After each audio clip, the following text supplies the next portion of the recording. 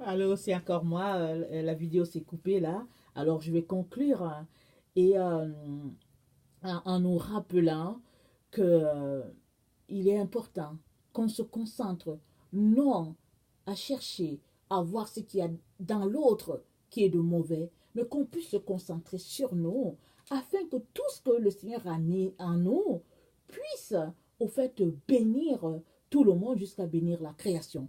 Rappelons-nous, quand un roi qui craignait l'Éternel était élu, était choisi en Israël, alors tout le pays était au repos et puis c'était la bénédiction partout.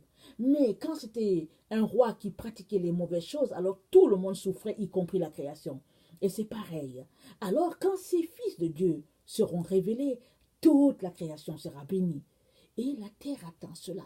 La terre attend de voir ce Dieu, la manifestation de Dieu. Pourquoi est-ce qu'on appelle les premiers chrétiens des chrétiens? C'est parce qu'on les a appelés des petits Christ. On voyait Christ en eux. Alors, en ces fils de Dieu révélés là, les gens, l'humanité va voir Christ. Et c'est à chacun de travailler pour arriver à cette position-là.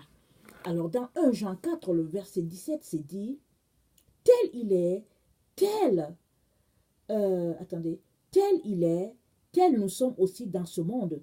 C'est en cela que l'amour est parfait en nous, afin que nous ayons de l'assurance au jour du jugement. Tel il est, tel aussi nous devons être. Alors si tu dis que tu es chrétien et que les gens peinent à faire une association entre toi et Jésus, il y a un problème. Et le Seigneur est en train de nous encourager, à nous exhorter, à aspirer à cet état-là. Parce que nous sommes cette génération-là qui allons révéler le Fils de Dieu. Malheureusement, ce n'est pas tous les enfants de Dieu qui vont se retrouver là-bas, mais qui vont se retrouver à révéler Christ en eux. Mais moi, je viens t'encourager. Toi qui écoutes cette exhortation-là, je viens t'encourager à faire partie de ce groupe-là. Alors, vraiment que le Seigneur t'aide à y arriver. Alors, si toi, tu es quelqu'un qui ne connaît pas le Seigneur, je viens aussi te dire que aucune religion ne peut te sauver. La seule personne qui peut te sauver, c'est Jésus-Christ. Et Jésus-Christ, c'est le Fils de Dieu. Et c'est lui le pont entre Dieu et les hommes. Alors, si tu doutes, pose les questions à ce Dieu-là que tu pries et tu verras. Le vrai Dieu va venir se révéler à toi. Jésus-Christ va se pointer. Il va venir et il va te dire, c'est moi que tu cherches. C'est de moi que tu as besoin. Amen.